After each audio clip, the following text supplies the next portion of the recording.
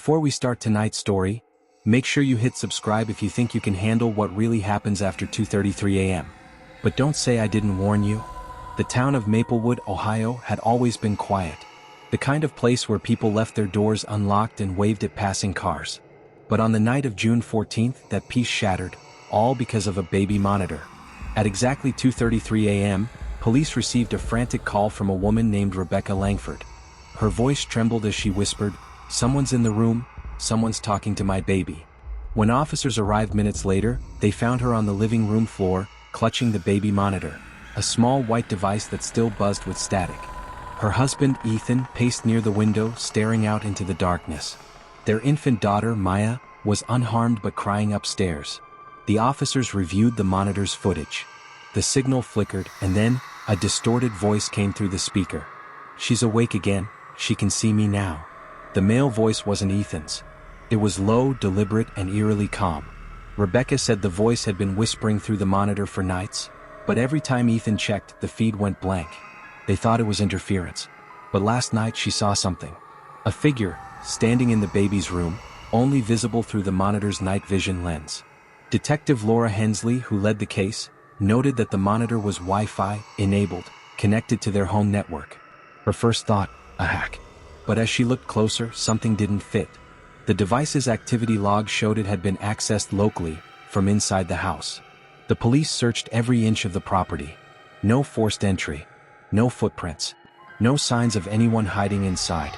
Still, Rebecca insisted she'd seen the man's reflection in the baby's crib mirror, tall, wearing something that looked like a maintenance uniform. By dawn, the couple stayed at a hotel while investigators seized the monitor for analysis. Technician reports later revealed something chilling. The device had recorded 5 hours of continuous footage, none of which had been saved to the cloud.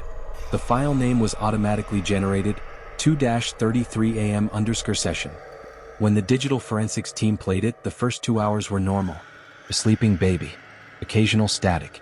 Then around 2:30 a.m., faint movement, a shadow crossing the crib. The camera adjusted focus, and for a single frame, the shape of a man's face appeared, pale, unblinking, right next to the baby. The team froze the frame. The man's eyes were wide open, and in the reflection of the baby's eyes, another monitor could be seen, pointing right back at her. Detective Hensley turned to her assistant. "Wait," she said, rewinding the footage. "That reflection, it's not coming from inside the house." Her voice trailed off as realization sank in. Someone was watching from outside. And then, just before the footage ended, the same voice whispered again. This time louder, almost pleased. "I told you. I never sleep." That was the moment Hensley froze. Because in the device metadata, the Wi-Fi access point logged in wasn't theirs. It was from a signal just 50 feet away. The neighbor's house.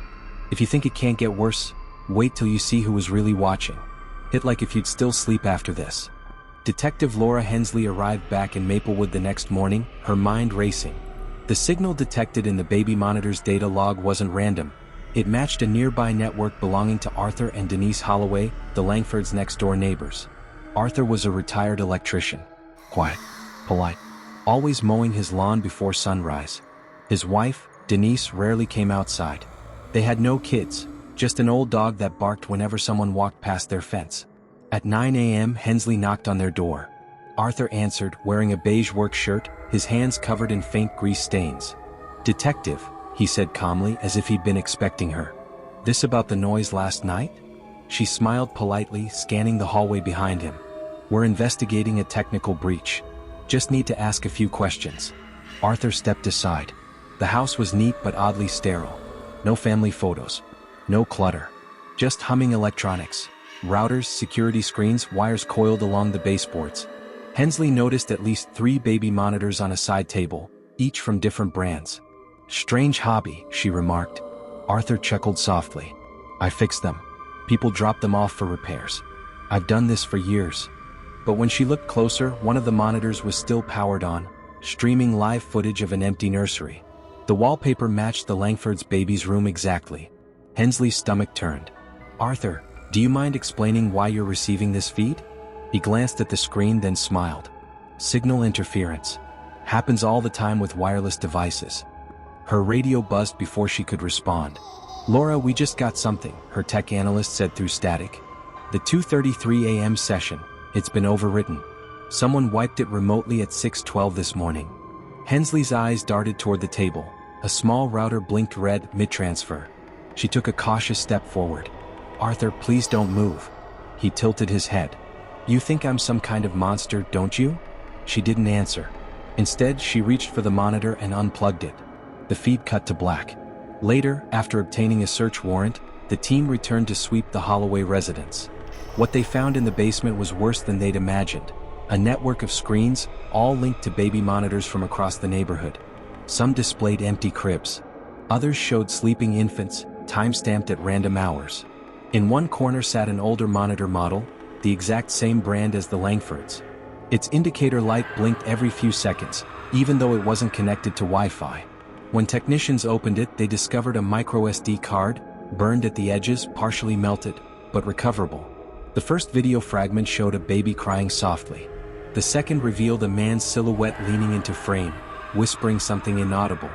The third cut out halfway through, replaced by Arthur's voice, calm and measured. "You'll always hear me, even when you think it's off."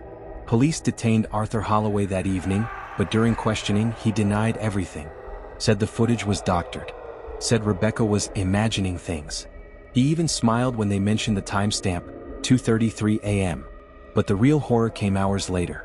Back at the police station, Detective Hensley's phone buzzed. A notification popped up. New device connected. Baby monitor, Maya's room. Her eyes widened. The Langford's monitor had been seized as evidence. It wasn't supposed to be online. And yet, from the speaker in the evidence locker, a faint whisper crackled through the static. "She's awake again." If you're still watching this at 2:33 a.m., you're braver than most. Subscribe before this one keeps you up tonight. Detective Laura Hensley barely slept. The sound from the evidence locker replayed in her head, that same calm, haunting whisper, "She's awake again." The baby monitor had no power source, no connection. Yet somehow it came alive. By morning, she ordered a full digital trace. The lab techs tried isolating the signal's origin, but the results made no sense. The transmission didn't come from Arthur Holloway's house or even the police network. It came from a mobile hotspot pinging near a cell phone tower half a mile away, the same location Arthur's phone had connected from after his arrest. But here's the twist: Arthur's phone was still in police custody.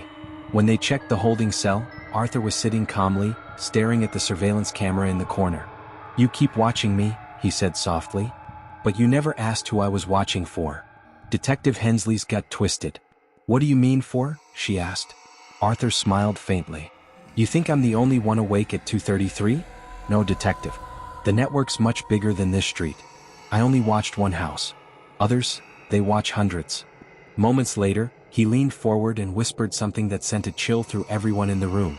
"You can turn off the monitor, Laura, but the camera never turns off." That night, Hensley drove to the Langford's new rental home. Rebecca had insisted on installing no smart devices. No Wi-Fi, no cameras, no baby monitors. She said she couldn't stand the sound of static anymore. Maya was asleep in her crib, this time under the glow of a simple nightlight. Ethan stood guard by the window, exhausted but vigilant.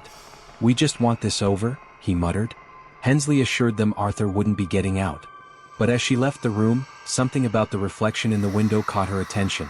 A faint flicker, like an infrared lens briefly focusing. She froze. "Ethan, do you have your phone near the window?" He shook his head. "No, why?" The reflection flickered again, and for a split second, a figure appeared behind them in the glass. Tall, blurred, standing just outside, holding what looked like a phone aimed at the baby's room. By the time officers searched the backyard, the figure was gone. Only a small black object remained in the grass. A Wi-Fi-enabled baby monitor camera, identical to the seized one, with its power light still blinking red. When the tech team accessed it, the footage began playing instantly, real-time, crystal clear. The feed showed Maya sleeping peacefully. Then a low voice whispered through the speaker again. "It's not about watching her, detective. It's about seeing who's watching you." The screen went black. 2 days later, the investigation revealed a shocking truth. None of the hacked baby monitors in the area were linked to Holloway's IP address. Instead, they all connected to a remote relay network bouncing through untraceable servers across 3 states. Whoever ran it wasn't just watching one family, they were watching hundreds. Arthur Holloway died in custody that same week. Cause of death: cardiac arrest. On his cell wall, investigators found a single phrase scratched into the paint. 2:33, he never sleeps. Detective Hensley left the force 3 months later. But according to her neighbors, every night, a faint blue glow can still be seen from her living room window. She says it's just the television. But those who've passed by after 2:33 a.m. swear they can still hear the static of a baby monitor. If you think the story ends here, just check your own camera tonight. You might already be part of the network.